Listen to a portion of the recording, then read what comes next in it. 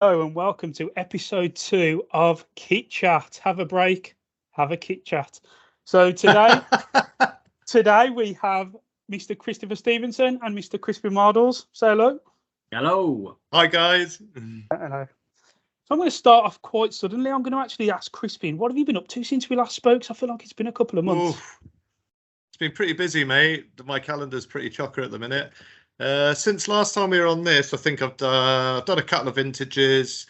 I've done some cross training in Castle, and I've just finished a conversion of Browns in London. So in Beaconsfield, we've just done our first conversion of Browns in something like 10 or 11 years. So that was a really big project. It was good, really good, really good. Went really well. It's challenging at times, but yeah, fantastic, really good result. Beautiful business. Did you find any challenges with Browns? Any benefits? What was your favourite parts of working with Browns? Oh, I love the menu. The menu's fantastic. So that's really good. I mean, the menu's great, but that's one of the challenges, that it's very complex. I mean, they do make a lot of stuff in-house, so there's quite a lot of prep to do. So that's probably quite a big challenge for them, especially for teams that are new to the brand. But these guys absolutely smashed it. They were really good. So that was all good. What's your favourite dish on the menu then, Crispin? Oh, I'd say the blackened cod. So blackened cod, it comes with a nice pear and fennel salad. It's beautiful, actually. It's a lovely dish, that. Ooh. And obviously the lobster as well. They have live lobsters, which is cool. And before we get into Mr. Kit, into your interview, sir, we will talk about what's going on with M&B at the minute. So has anyone got any goss with M&B at the minute? Anything on Connect that we want to talk about? Oh, there's something about drinks, isn't there? Absolutely. The most exciting part of it all. I knew you two would know about that. Yeah, so 33% off on just drinks now, so you don't have to have food. That's been trialled. I believe it's from yesterday. I think that's a great result. I agree as well. I'm not complaining. Look forward to using that on my days off. On a bit of a sad note as well, Royal Mail strike hit us a bit with the post room, hasn't it? Yeah. Oh, so yeah, you're gonna get your printing in early, because there's a bit of a delay there, I think. Yeah. Yeah, there's also a marathon. Has anyone heard about the marathon? So next April, I believe, there's a marathon that you can sign up for. Obviously, I won't be. I'd like to think I'd be able to do that, but I'm not sure. To be fair, when I was reading about the marathon on Connect, I ran out of breath just reading about it. So actually doing a marathon, I think that would be the end of me. But I'll definitely contribute some of my wages to it, because I think it's for a great cause as well. I'd donate quite a lot of money to see you do that, mate. I think you'd also have to put some money towards my funeral straight after, but that's absolutely fine.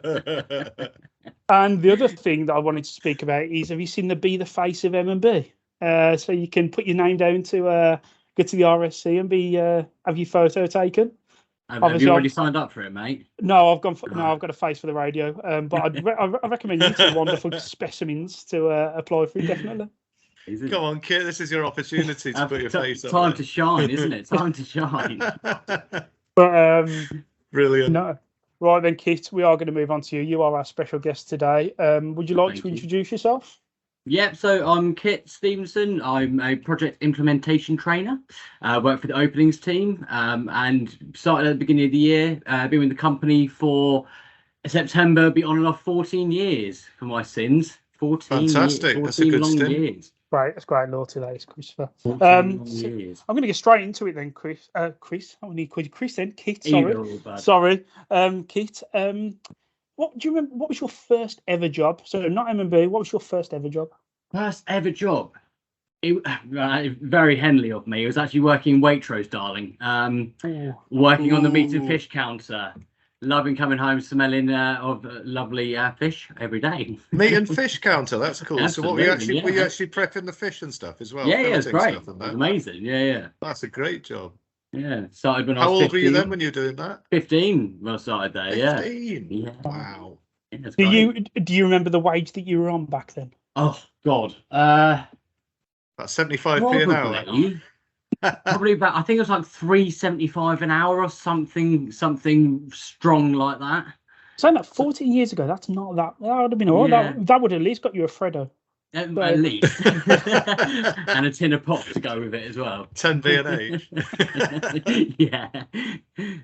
Wow. I'd love to know how much the Waitrose meal deals are. I think they're about 15, 16 quid, aren't they? Something along those lines. Yeah. Yeah. Yeah, I think you'd have been taking a pack up, mate.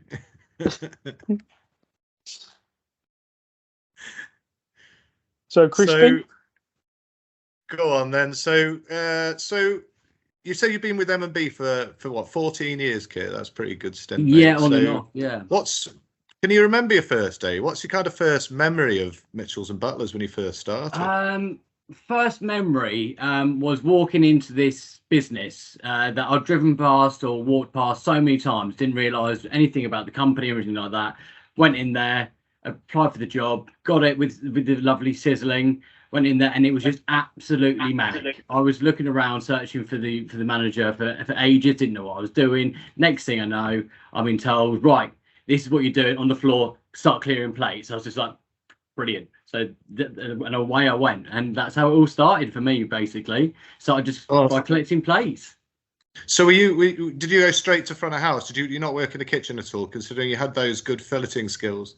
Yeah, well, no, I didn't work in the kitchen. I did eventually along the line. I've done plenty of different various roles, just sort of like expand my knowledge, expand sort of like just my interests and everything. Done like kitchen manager roles, things like that. So it's been very, wow, yeah, been very varied with what I've done and everything. So yeah, it's been great.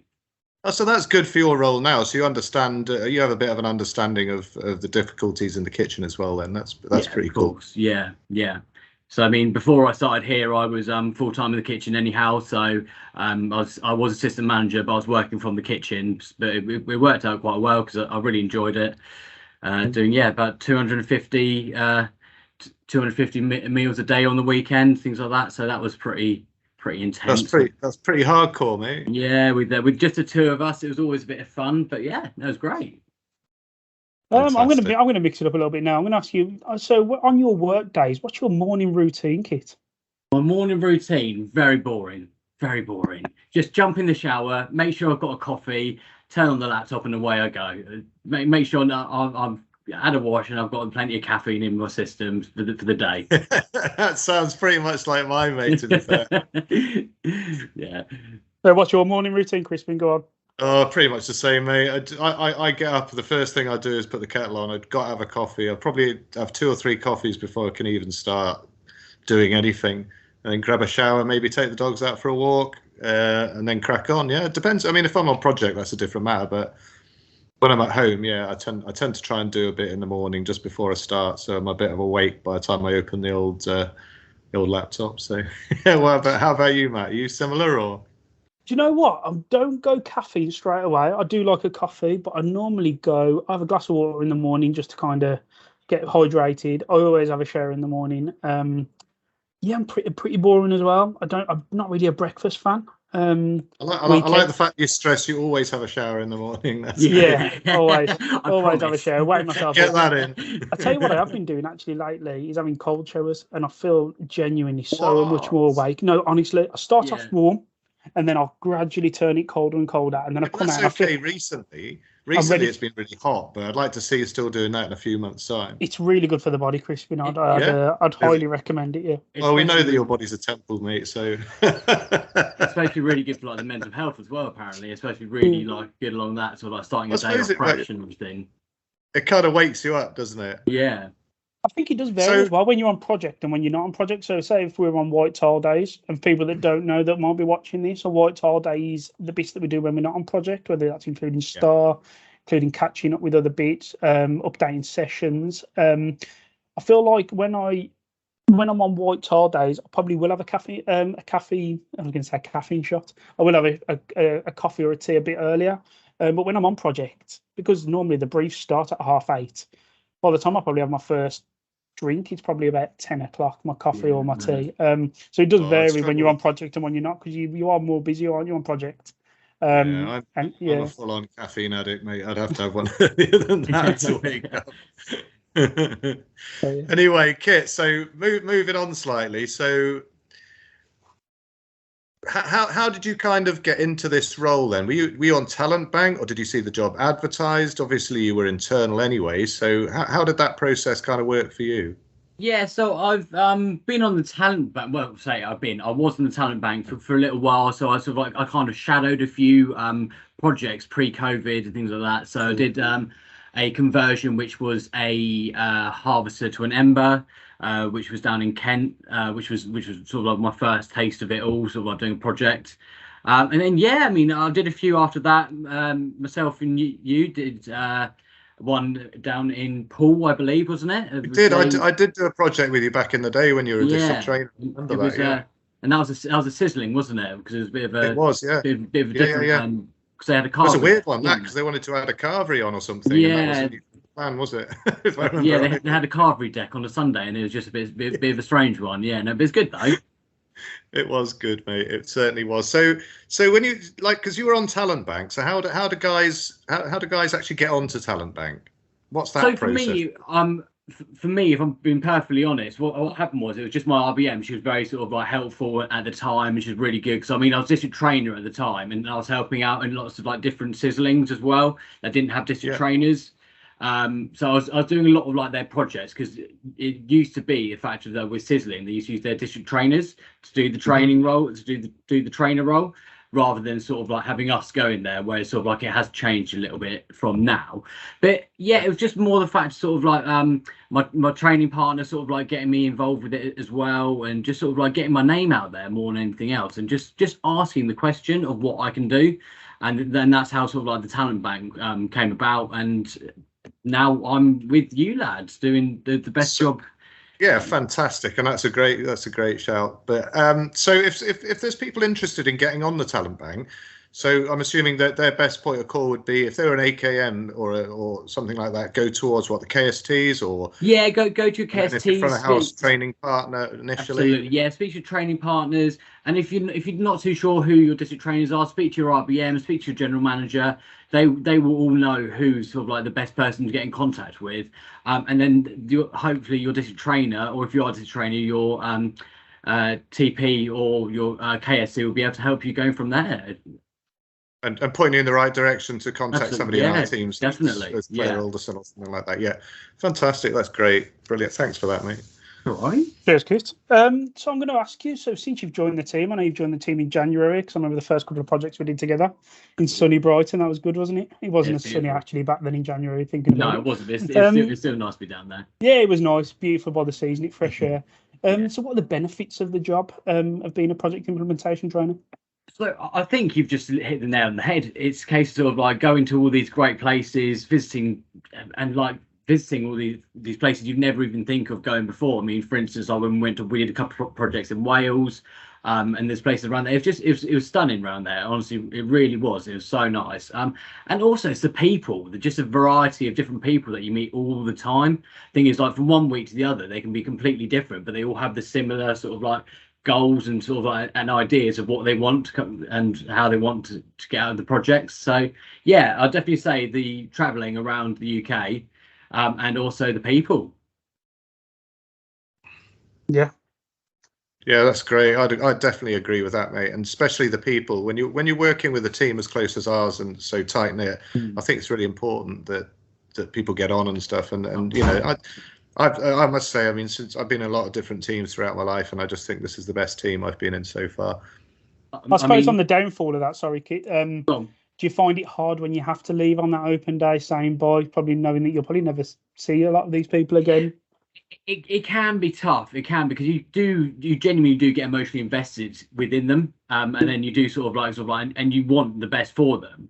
And I think you are right in what you're saying. It can be quite difficult to let go of that, but sometimes you've got to be so focused on what you're doing, and then kind of sort of like become focused on the next project and the next, because it can be back to back to back to back to back, as you were saying earlier on, Crispin, because it can be sort of like really intense. And if sort of like you get too hung up on the one before, you won't be fully invested in the team that you are in now. But yeah, I mean, it can be very difficult, sort of like, because especially with these projects some of you guys have done, especially sort of like with the Browns, wasn't that about 10 days? Is that right? Yeah, we're sort of spanned over 3 weeks, so you really get to know the people you're working with. And it was, yeah, it was. I found it pretty difficult to leave because you do get to know them, and you get beyond that kind of just training sort of feel. You get to know these people as friends and get on with them. You know, maybe have a beer with them after work and stuff. And it is difficult, yeah, I think so. But it's the same. Some of the short ones are the same. You know, you feel like you get to know people, and then you suddenly just got to go. So yeah, it can be pretty hard. Yeah, I agree. So thinking about that and thinking about projects and the role kind of thing, what do you think your the biggest challenges within your role as a front of house trainer? I think me personally, because coming from business to doing a role like this is like we were talking about the white tiles where we spend a lot of it either like working from a business or working from home. Those are the days that I do tend to sort of like struggle with the most because of when you're coming from being in business where you're surrounded by people all the time, whether or not that's your team or the guests or sort of like your mates or anything like that. You're still surrounded by people, but then when you're coming into the white tile days, of course we have conversations over Teams and sort of like pick up the phone if we ever need anything, things like that. But it's still, I think that's probably been the hardest transition for me. To get used to in the end. I personally think. Yeah, I totally agree with that, mate. To be honest, it's because because generally when we're working, we're doing projects and that kind of stuff. We're all working as a team, and we work with somebody else. And as you say, from coming from business, you're used to being in a big team. So then, when working on your own at your home and having to try and motivate yourself and keep on with what you're supposed to be doing, it can be tricky at times. That. If I can give you a bit of advice to both of you, I work from business all the time, and I do it not because I don't like being at home. It's mainly just to get out. I feel like I get more done. I feel like I know as a team we've been speaking a lot about the big rocks and the pebbles and the 80% and the 20%, and I feel like I get a lot more done when I'm outside of the home. I worked through home during COVID, during the pandemic. I've got to be honest, I struggled, and I take my hat off to both of you and to anyone else in the team that does work from home, because I struggled to work from home, seeing the same four walls for 8-9 hours.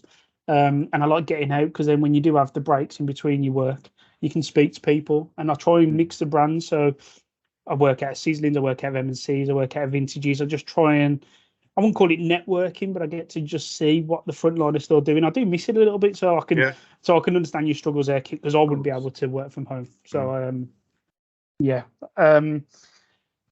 so project implementation trainer, what does that mean to you, Kit? Because a lot of people will be looking, they might apply, they might be wanting to apply, but a bit worried about do they fit into that role? They might not even know what the role even is. So what does the role mean to you? So to break it down to a nutshell, what the role is essentially it's a training role. How I've always described it to my friends when they were kind of asked me, because they're always a bit confused about what my job role is and everything like that. How I explain it is that when Michelin Butler invest into a business, say $500,000, for instance, we also invest into the team. And that's what we do. We invest into the team. We're part of that. It's not a case of like, here's your shiny new pub, restaurant, hotel, go. The thing is, it's that support role that we have. And that's what I really love about it. So I find it so rewarding, because especially when you see, like, when you look back on it a few like months down the line and you see sort of like how they've improved, you look at sort of like how their reputation scores and everything like that. And I think it in a very sort of like selfish way, when you look back on it, you think, yeah, I smashed that. I did such a good job there. And it is a massively rewarding job role. Really is. Job satisfaction for you is a big one, isn't it? And what I do like about the job role as well, that work-life balance is actually quite easy to manage, because of the fact of, like, I mean, when you're away in project, it can be difficult, but when you are back sort of working from home, working out of business as you are, Matt, it can be a lot easier to actually have that work-life balance. And also do a job that you absolutely love. So that's the important bit, isn't it? I think everybody in this team would probably put their hand up and say, definitely, this is the job that they like doing and they love the job. I mean, for me, it's a vocation as opposed to a job. I absolutely love it. So thinking about that and talking about projects, which project would you say was probably your favourite, your most favourite one so far? That's a tricky one. Good question. Yeah, that's a tricky one. It is hard, isn't it? Do you know? Do you know what? It's going to be very biased because coming from a sizzling background, I'd probably say that the sizzling that we did when we were in Caerphilly, the pottery, I think that was probably one of my favourite ones that I've done because it was the first one that I was shadowing Nikki, who's another project implementation trainer, but I took it on sort of like as my first sort of like project as such and took control of it and everything. And I think the team were just amazing and just like the area and sort of like it was just there was 4 of us there, myself, Matt, James as well as Nikki, as previously said, and it was just great. And I mean, I'm learning from Nikki, like learning from Matt as well and things like that, and it was just it was awesome. And I think the team that we have and the team that they had, it just sort of like balanced it all out, and it was great. It was just great fun. Yeah, I think all the rock stars that we've done together, it's been good having you on there actually with your sizzling experience because there's no one else in the team that has the sizzling knowledge that you have. So it's quite good having that, especially with the rock stars. That helped massively towards the start. The first 6 that we did in the space of a couple of months. So yeah, I agree with that. I think the rock stars so far have been a really good projects to work on. But yeah, I've really enjoyed them overall. But yeah, if I'd pinpoint, it probably would be the pottery one. But yeah, but the rest of them have been great. Yeah, would definitely agree that. So I'm going to ask you quite a deep one here, then. Go on, mate. Kit, I'm going to ask you. So, what are your aims within M&B? Where do you see yourself getting to? Being comfortable? What's the aim? God, 2 good questions. Two. So yeah, with the spot, mate. That's when you get the best answer. Role, definitely within the training role. Whether that is sort of like a focus within a certain brand or that's sort of like a training partner. Or anything along those roles, but at the moment, I just want to it sounds terrible, but I mean, I just want to just nail what I'm doing at the moment, and just sort of like be able to be like the best I can at this job role until I kind of think about anything else. But 100% within sort of like the training role, because I just absolutely love it, and just the people, and yeah, it's great. It's great. Do you know what? When anyone ever asks me that question and say, where would you see yourself in 5 years? I've always find that question really difficult, purely for the fact that I'm enjoying what I'm doing now. And that's what I'm focusing on. I don't want to think about what I'm doing in 5 years. Yeah. You know, it's that's a long time away, isn't it? So I think it's really good and it's refreshing to hear that that's the same kind of answer that you think about as well. Yeah, that's no, exactly. Cool. That's pretty cool. Yeah, it's just a case sort of like just living in the moment more than anything else. I mean, like this 5-year plan and everything, things like that, because you don't know what's going to happen tomorrow. So I mean, it's a case of 100%. Just enjoy it while you still can. Enjoy what you're doing at the time. Absolutely, and it's great. I think that's a good attitude. That. Yeah. And just one final work-related one from me. What does Kit's calendar look like in the next couple of months? What projects have you got coming up? So I'm just looking up what I've got in front of me. So up until December, I've got 6 projects coming up. Wow. So I've got O'Neill's in Cardiff. So it's going to be the little O'Neill. So they're going to be changing from a high street to an O'Neill. So we're going to be having 2 O'Neills in Cardiff, which should be really cool. I'm looking forward to that. Then I've got a castle in Oxford, which is the Royal Oak. Then I've got another high street, which is in Portsmouth. I've got an IKC, which is going to be fun. I love doing an IKC because it always keeps you fit, keeps you energized, and you're good. You're good for those hospital corners, mate. Well, listen, I'll leave that up to the housekeepers. Not gonna lie, I'm not fantastic at that. And then I've got another high street, and then in December I've got a brand new concept. Well, not brand new anymore. I've got the second ever Aerosmith, which is going to be up in Watford O'Neill's, which is going to be exciting stuff. Tell us a little bit more about Aerosmith.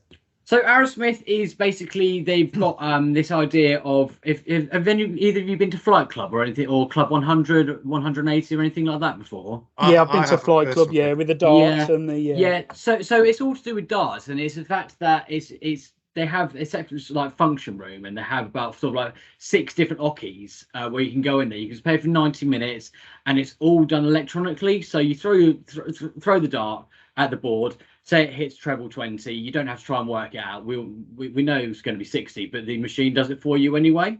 And what it is, so you don't have to have a piece of chalk anymore. No, you don't have to have anything like that. It's amazing, honestly. It's so good. It makes your life so much easier. I mean, like because when I used to play darts quite a lot, it's just sort of like you'd be trying to test your mental maths, and then your mate would be like, Exactly. It was the "You're." arithmetic that used to put me off, actually. Yeah, I could do the darts bit. It was just the working it out bit. Yeah, I know. Tell me about it. But this takes that whole issue away. And what the good thing about it is that it's got reduced mainly from the high street as well. But it's more like a table service thing. So every single you have a buzzer, so you don't actually have to leave the oche or leave where you're sat. Sort of like, so you just buzz somebody and they come over and they take your order and they bring your drinks over to you. So 90 minutes playing darts, getting weighted on hand and foot. I mean, like, you can't really go wrong. And it's not that expensive. I can't remember the top of my head, but I think it's about sort of like £7 to £10 per person. I mean, it's not expensive in the slightest. It's cheaper than bowling. So yeah, when can we go? Well, I mean, that's it. I mean, the Christmas party is coming up because we've got one up in Solihull that's running at the moment, Solihull O'Neill's, and then it's going to be the Watford O'Neill's, which is going to be the second one, which is exciting stuff. Oh, brilliant! Looking forward to that in the pipeline. So with our podcast, Kit, I don't know if you've seen any of our previous one. So we've only done one before. So we like to ask some fun questions just to finish off, just to get to know you a little bit more before we clock out. Have you got any questions that you want to fire over, Crispin? Yeah. So right, Kit. So if somebody came to you and said, right, we want to make a movie of you, mate. We think you're really cool. We think you're interesting. We're going to make a film about you. Who would you want to play your role? Do you know what? I've asked this question to so many other people before, but never had it asked to me. That's a very... Damn, I thought that was an original question. You know what? Only due to the fact that people said that I look like him and I sound like him, and that's probably Jack Whitehall. Oh, yeah, that'd be good. Yeah. Would you bring his father, though? Especially when I wear my checkered shirts. Is that the guy that did the travels with his father or whatever? Yeah, that's the one. Yeah. Oh, that is absolute class. I love that. It's a brilliant program. Though you'd have to have the father as well. I was actually thinking Daniel Day-Lewis, but I was thinking completely the other end of the spectrum. I was thinking Daniel Day-Lewis. What, for you or for Kit? Well, definitely not for me. I'll take that. For me, I was thinking more like Peter Kay. What about you, Crispin? I was thinking more like Mr. Bean. I drive a Mini, if that counts. Right, next question for you, Kit. You're at a dinner table. You're allowed 3 guests, dead or alive. Who are you choosing? So I need to pick from. So my music idol, I absolutely love him. So it'd be Mr. David Bowie would be number 1. Nice. That's a good Great choice. 100% all day long, definitely. That's number 1. Number 2 and 3. Oh gosh, there's so many. Oh yeah, well, I mean Stephen Fry. Yeah, definitely be Stephen Fry because he's always my go-to person. He's stuck in a lift with. Sort of like just find him just amazingly interesting. And who else will I have at the table? You know what? For a bit of controversy, I'd probably have a bit of Ricky Gervais going on. Just to mix it up for a bit of the humour and a bit of just to mix it up a little bit. I'm pretty sure he's from Reading as well, isn't he? Are you from Reading as well? Yeah, he is. Yeah, he is. Not too far away. He's a beautiful place called Cemetery Junction. Have you watched Afterlife with him in? I have. It's amazing. It's so good. Afterlife, all that beginning bit, so the first series was all filmed in Beaconsfield, where I've just done that Brown. Yeah. I know Beaconsfield. It's not too far away from me. Yeah, okay, amazing. Yeah, that's where they filmed it. Oh, is it? Yeah. It's a nice village, Beaconsfield, isn't it? It's beautiful. Yeah, really nice. Town, yeah. Well, then, Kit, that's pretty much. Is there anything you want to add to any more questions for Kit Crispin? I think my one question to you, Kit, would be, because obviously we're looking at expanding this podcast and getting new people in and having new guests and stuff on. So how did you feel about coming on this podcast? So we only asked you this morning, and you didn't really have a lot of time to prepare. How did you feel? How did you feel about it? And how did you feel it went? Yeah, I mean, I think at first, sort of like with anyone, sort of like feel a little bit sort of like nervous, sort of a bit apprehensive about it. But once you start having a chat, 'cause I mean, I know you guys anyway. You're just easy to chat with anyhow. So once you get chatting and everything like that, you just go with it, just go with the flow. So I'd say just for anybody else thinking about doing it, just chill out, relax, and just enjoy it. 'Cause it's actually Just have a go. It's been quite fun. It's been nice thing to split up the day. Yeah. Right, I'm That's going to throw brilliant. you on the Thank you, spot now, Kit. Oh God, I thought that was the end of it. No, one more question. One You more can't get away question. that easily. So you have no idea who our next guest is going to be, but I want you to ask a question to that next guest, not knowing who it's going to be. It could be any question in the world, and the next guest that we get on this podcast will answer that question, not knowing it's from you, but they will answer the question. So any question you want to ask the next guest, it could be a safety tech, it could be a kitchen skills trainer, it could be a training partner, it could be an operations director, it could be the CEO, it could be anybody. But it's the Mr. question. Bill Urban. It could be anybody. I know that he's queuing up, knocking on the door, waiting to be. Oh, that's an exclusive, Kit. You weren't meant to tell anyone. Oh, go on. Let's have a think. It could be work related or It could be anything. Or It life could- it could related, be- anything. It could be anything, Fit. Anything in the world. Keep it clean though.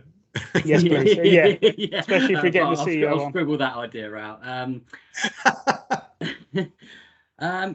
Oh gosh, you have really put me on the spot here, boys. Right. I'm going to be like a really random one. If you That's could be fine. any animal in the world, what would you be and why? I love it. Oh, it's a good one. There you Right, go. that is getting asked to our next guest. All I'm going to do is I'm going to thank you, Kit, for joining us today. I believe this is the first podcast you've ever been interviewed for. So It is you've indeed. definitely smashed MAB code number 4. You've stepped into curiosity. Thank you. sir. Check. Well Skip- done, mate. You've stepped into change with curiosity. No, what have I said here? Curiosity and an open mind. I normally know I the thought MAB you were code the off by MAB code heart. I know. expert. Do you know what? The next step for me after this podcast is to refresh my MAB code skills. No, so thank you very much for today, Kit. You've No been worries. absolutely Thanks, brilliant. Kit. No, I Um, really great to enjoyed talk it. to you, Really, mate. thank you, guys. It's been great. So that ends episode 2 of Kit-Chat. Have a break, have a Kit-Chat. We'll see you next week for episode 3. Say bye, everyone. Cheers, guys. See you later, guys. Thanks for Thank joining you. us. Bye. Cheers.